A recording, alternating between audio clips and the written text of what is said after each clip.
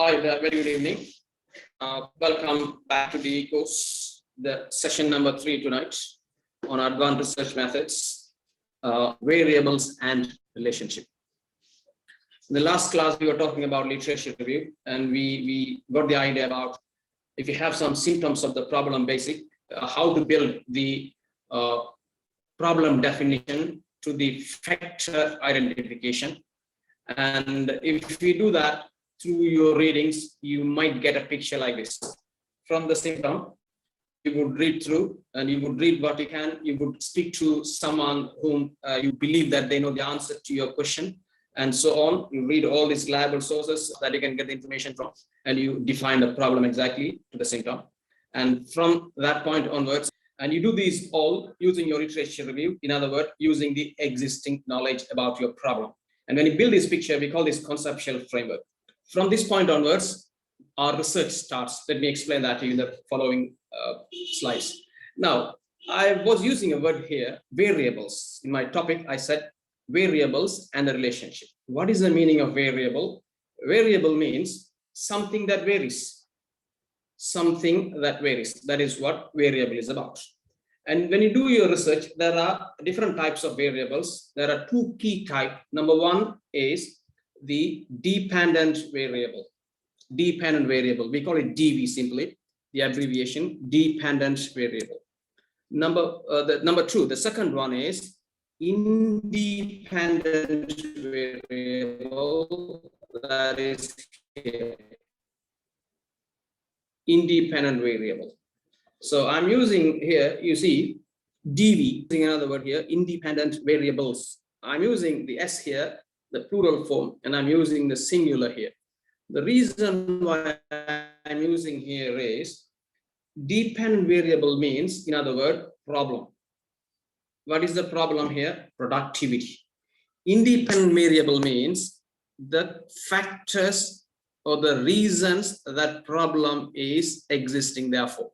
The factors, that's the reason why the problem is arising, existing, therefore. So that is what we call the IV. The reason why we call DV and the IV, if you look at this image clearly, the productivity is something that can vary when your reward varies. Now, if you increase your reward, there's a likelihood, there's a possibility that the productivity vary your reward. You can increase the salary, you can provide some bonus, you can provide some vehicles, you can provide some insurance. These are all rewards. When you do those kind of adjustments in your rewards, the productivity has the possibility to go up.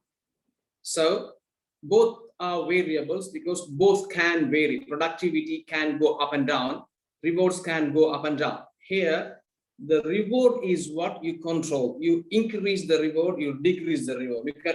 You can control that. You can give the bonus this month and next month cut the bonus. You paid some allowance this month and next month cut the allowance. And you don't pay the allowance this month, next month you give some bonus extra. So you can adjust the reward. When you adjust those rewards, the productivity may vary. That is why we call the productivity is depending on the rewards.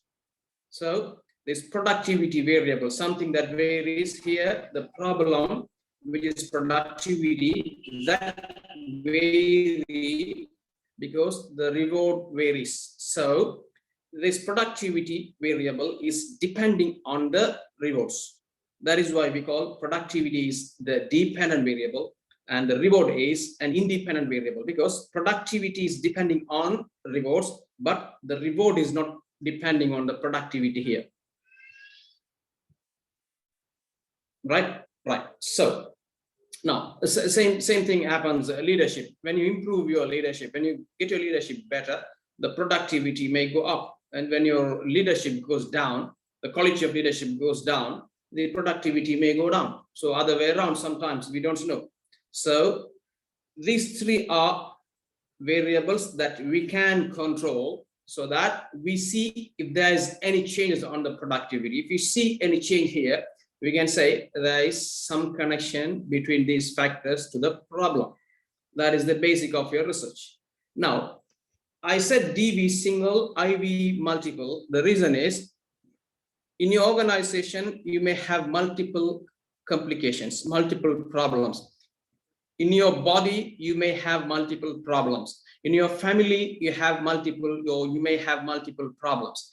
But if you want to study these problems, you don't study them at once, you study one by one. Let's say if a patient has some nervous or some other different problem in your body, you don't study all of those at once. You study the diabetes with those relevant tests and you give the treatment to that.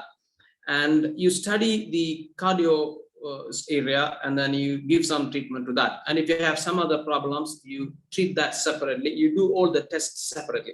But when you give the medicine, you may consider if someone takes some medicine for diabetes and if you give some other different medicine for heart here, it may have some confusion or some interaction and it may do some other different problem. We consider that. However, we don't study this problem at once together. So you might have, that is why I use the word DV here. DV is the problem, dependent variable. That problem is depending on certain IVs. Now, definitely for sure, there is no way that one problem is depending on only one factor. That is for sure. If you have some family problem, maybe one problem, but there are multiple complaints, multiple reasons why this problem is there for. And if your productivity is less or lost, then there may be definitely multiple issues. So you can study 2-3 factors. If you have blood sugar, it may be because of your body mass index. It may be because of your food you consume. It may be the exercise you do. It may be the stress you have. There are multiple reasons why you have that diabetic food. So you can study few IVs and the connection of that to the problem, but you always study one problem at a time. It may be not enough to solve your whole problem. Let's say if you have diabetes and blood pressure, solving only diabetes would relieve you, would not give you the solution. You have to solve both, but you study them separately. That is the idea. You study them separately. So this is the picture. Now we know what symptoms are, and we know what problem is, and we know what DV is about, and we know what IV is about. So we would be using this DV and the IV throughout from now onwards. I wouldn't say factors, I would say IVs. And I wouldn't say problem, I would say DV, like that. So take this terminology in your head and we'll go further. Look at this, the same thing applies in here, same example that we always take. Diabetes is the problem, so you have one DV here. And that diabetes may be caused by many factors and you have multiple IVs here. Now you have to study, if you get this picture, let's say on the previous sessions we said if you feel faintish, if you have some tiredness, and that may be because diabetes, and if you figure out the problem is clearly diabetic, then you find out why this diabetic is for. It may be because food, exercise, stress, and so on. That's what we learned in the past. So now you know the DV here and you know the IV here. And if you get this picture, most of your research work is the literature work is over. From this point onward, you have to start studying. Otherwise, there's a relationship between the food this patient consumes and the diabetes he is having in his blood. That is what the research is about. Because literature says there's a connection between food and the diabetes. There's no problem with that. But is it, in your case, is it true? Because I said I took Wasim Akram. Wasim Akram's exercise and the diabetes doesn't have any connection because he is always an sporty. He plays 8-9 hours in a match continuously. So he's in exercise. He's into exercise. So exercise cannot cause him the diabetes. You can't say Wasim is having less exercise and diabetes is because of that. You can't say it that way. So in Wasim's case, it is not exercise. It may be the food. It may be the stress. In some others' case, it may be not the food, but the exercise. So we have to study that. The literature can only suggest you there is something connected to this factor, study it. That's all a literature can do, an existing knowledge can do. But we have to do the research and find out whether is it true or not. And if you really know the relationship, if you know really the connection between the IV and the DV, your solution is just ahead of you. It's easy to solve. Right now, so I was talking about two factors or two variables. Number one, dependent variable, and number two, independent variables. And now I'm going to introduce another variable here. We call that the constant variable. I have taken an example here to exemplify this. We all have studied O-levels and we all know photosynthesis. If you study up to O-levels, definitely we have studied this. Photosynthesis, the process of food making by trees, they make food using different things. Now the science has already established or proved that if you want to make some food in a tree, you need to have some water, H2O, that is fine. And you need to have some carbon dioxide, CO2, and you need to have some sunlight, and you need to have some minerals. I think that's repeated, I'm sorry. Some minerals, some you want to have. Okay, if you have all of this, and if you have some chlorophyll in a tree's leaf, you can produce some glucose. So if you want to produce glucose, you need to have all these factors. Otherwise, in other words, glucose production in a tree depends on all these four factors. That is what the science says. Now the science has done a big research on this, and they have given this to you. Now, if you want to experiment this in your classroom, we do that. I remember I studied biology. So in that botany area, we study this. And if you study O-levels, you have done that as well. So now, if you want to study carbon dioxide influence photosynthesis, carbon dioxide contribute to some photosynthesis, the food production in a tree. If you want to study that, what you do, you can give some carbon dioxide and see if there is any food production. You can give some more carbon dioxide and you can check whether is it increased by some proportion, or otherwise if your glucose production is increasing. And you add a little bit more and see if it is growing. And you can check as well without carbon dioxide. You take all the carbon dioxide from a cubicle something, and you keep the tree without carbon dioxide and see if there is any food production. We can study that. Now the problem is, if you don't keep the rest of the factors constant, we cannot come to a conclusion that carbon dioxide is increasing the food production, because sunlight can also help to produce food. Water can also help to produce food. So if you don't keep the water supply, sunlight, and the rest of the factors that you doubt at a constant supply level, you cannot come to a conclusion. You can come to a conclusion. Let me explain this to you. That is why when you study one factor, the problem is one, the DV is one here, photosynthesis. Is it influenced by water, carbon dioxide, and sunlight? That is the problem we have. So to study this, we study one by one, and we have to study one factor while the other factors are kept constant. Otherwise, you can't prove or you can't establish exactly that this is influencing this. Let me explain that using these examples again. Blood sugar is influenced by exercise, one theory says, and blood sugar or diabetes influenced by food by another research, another literature. Now, another theory. Now, if you want to study if exercise is influencing the blood sugar level in your blood, you should definitely keep the food supply constant. The guy you do the test with, he should eat in 5-day time, maybe 1 kilo of rice daily. You should not change the food consumption here. You should not put it up or put it down, because the guy cannot live without food. So you should give him some food, but constant amount of food in all these 5 days.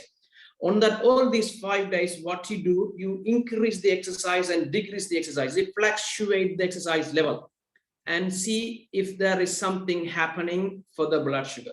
If we find out some changes on the blood sugar, we can say, yes, exercise is influencing, because other doubted factors or variables are kept constant. So we can decide exercise has some connection. In other words, if you want to study exercise, you study this alone while keeping the rest of the factors constant. We call it K.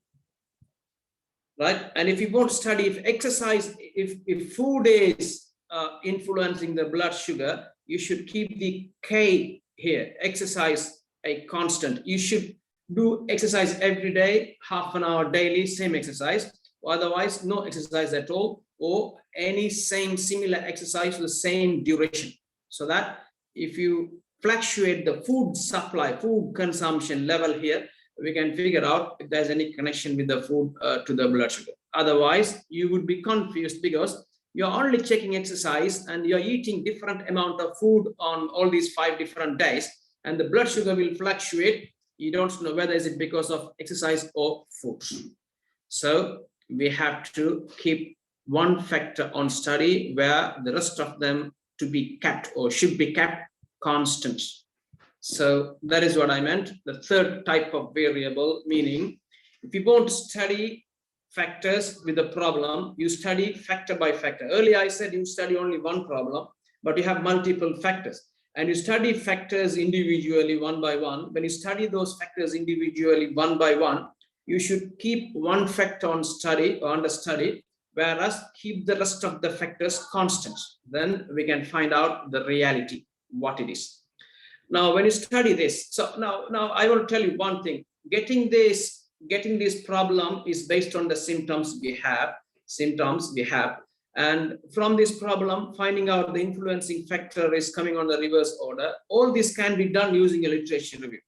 Now, the next challenge is to find out whether this exercise has the connection with the blood sugar. That is what you can study while keeping the food supply constant. And on the other side, you may study whether the other factor has some connection with his blood sugar and keep the other factor constant so that we can study.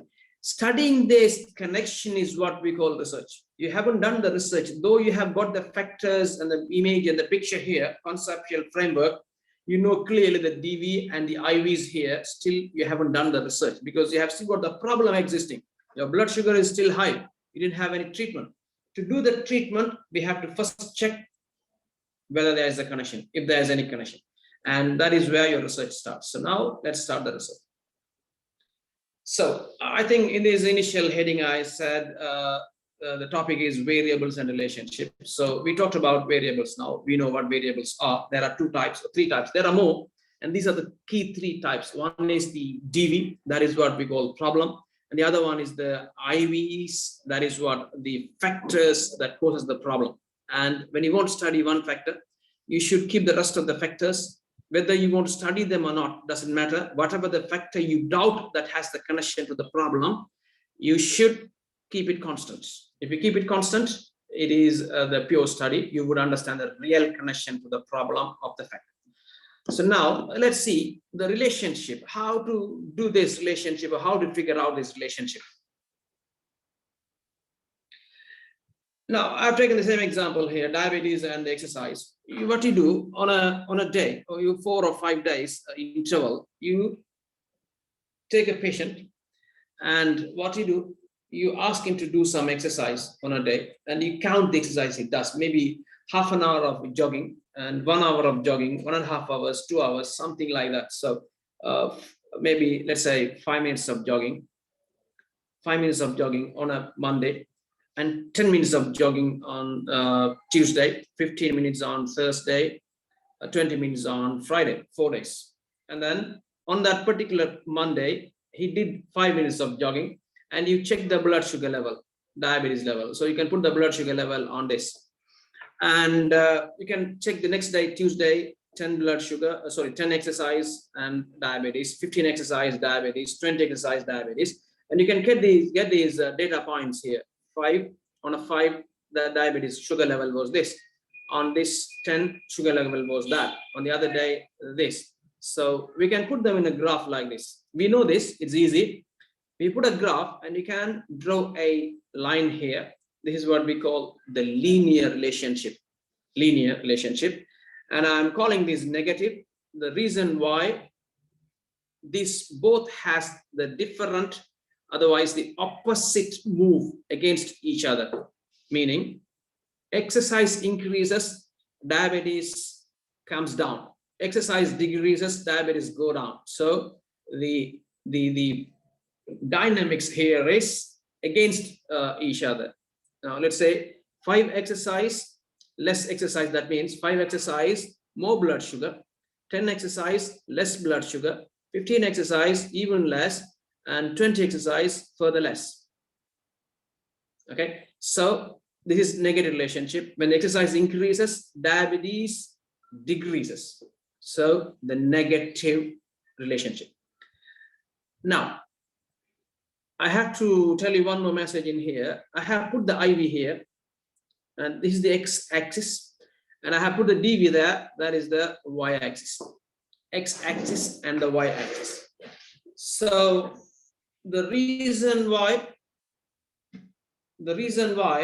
I put IV here, there's a reason. We don't need to learn that, but you always put the IV independent variable on the x-axis and dependent variable on the y-axis. Okay, we don't need to know why. You don't need to know. It's not necessary to explain it to you. Just we keep it that way. So independent variables, you put them in the x-axis, and the dependent variable, we put them in the y.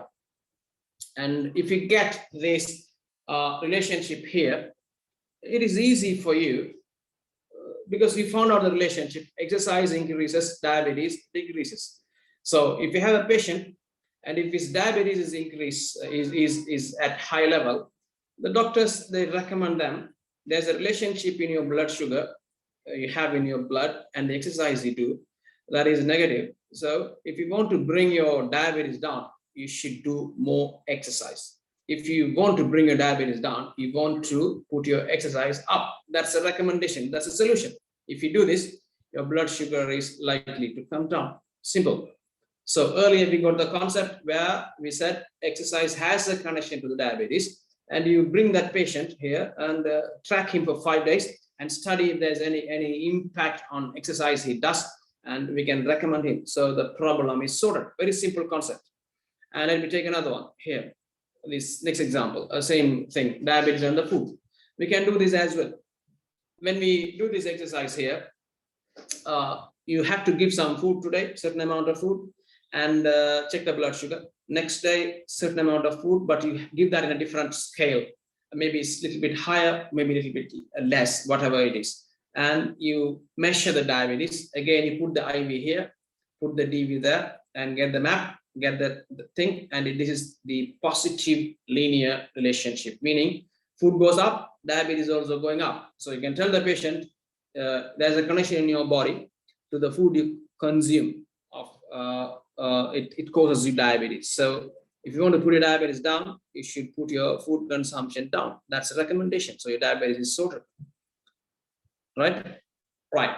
Now, I tell you the next message that I already told. When you are studying, collecting your exercise data on exercise, how much exercise he did for that last 5 days, or he does for that last 5 days, and the diabetes he had for that last 5 days. When you track this, when you study this relationship, you should tell the guy, you should not eat food as you like. You should eat only this amount of food continuously on all these 4 consecutive days. Don't take more, don't take less. Because if you take different amount of food there, it will influence the blood sugar as well. So you will have a confusion here. This blood sugar is fluctuating, whether is it for exercise or blood or food. So we should definitely keep the food consumption constant. Same amount of food or for all 4 days. But you fluctuate the exercise level, then we study the relationship. The next thing is again the food. The same food. When you want to study the food item, food consumption and the diabetes, here you have to tell the patient, you should not do exercise on all these 5 days, or if you really want to do the exercise, do it, but don't change it on a daily basis or day by day. You should do constant amount of exercise on all these 4 days. So you keep it constant and you study the connection between the food and the diabetes. So if you know the relationship, your solution is out there, very simple. And sometimes you may get graphs like this, U-shaped, we get it for different studies, and you may get reverse U-shape like this, And an example would be this, grades you get and the study hours you spend with your book with. Let's say if you study 5 hours a day, your grades are likely to go up. But if you study 20 hours a day, your grades will definitely come down, because you only study 20 hours. You don't allow your brain to digest what you learned. Your brain becomes tired, and when you go to the exams hall, that is why these lecturers and all these experts, they say don't study on the exams eve day, before the exams day. If your exams tomorrow, don't study today, just relax and go. Your brain will do the rest of the work in the exams hall. If you study 20 hours today because you have the exams tomorrow, you are likely to come down. So that is why the graph. So there is a possibility, you can get any type. You can get this linear relationship up to this point. After that, it may decline and come down further. So you can get any relationship. So if your problem is at this point, we can say increase the study hours. If your problem is at this point A, you advise, if you want to get more grading, study more.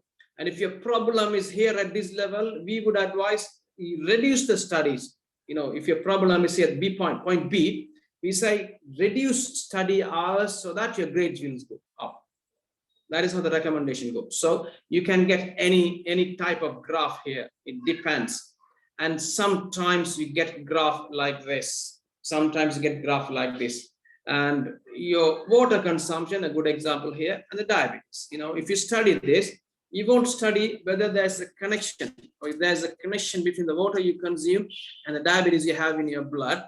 You may do it. In that case, you may have to tell the patient that consume exactly the same amount of water for the next 5 days. And if you are doing exercise, do the exercise equally the same on all these 5 days. Don't change it. Don't put it up or down. And keep those two things constant. Otherwise, if you doubt any other factors as well, tell the guy to keep them all constant. And you only fluctuate the water consumption level here. On the first day, maybe 5 liters of water. Second day, 4 liters. Third day, 3 liters. Fifth day, 7 liters, whatever the water you do, and check the diabetes. And if you get the data points like this, if you get the point like this, you don't have any linear relationship. There's no positive linear relationship. There is no negative. There's nothing. So we can conclude water doesn't have any connection with the diabetes. So you can drink any amount of water. There's no problem. If you don't even drink water enough, no problem to diabetes. Diabetes is not going to get any impact out of the water you consume. But the food and the exercise, we studied, there is a relationship. So doctors would say you drink as much as you want water. It doesn't have any problem with the diabetes, but don't eat too much of rice and do excess of exercise that way. So that is how it works. Now, sometimes you may get graph like this. We call them exponential relationship. So here that comes like this. Now, if you have this relationship here, if your problem is at point A, we can make some recommendation. If your problem is at point B, we can make some different recommendation in here. You can get this kind of relationships as well. It depends, and you may get some other different type as well here. Logarithmic, there is again another pattern you may get for different problem, and then the graph is like this. If your problem is at the level point A, we have a recommendation, and if your problem is at level B, and you have a different recommendation here. So based on the relationship we study, it is recommended.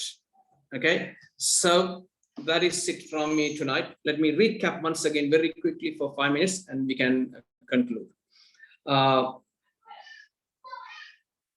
Variables and relationship. I said what variables are. Variables, there are two main types of variable. Number one is the DV, dependent variable. Number two, or the next variable, is independent variables. And I'm using IVs or independent variables because always one problem, and that may be caused by many factors.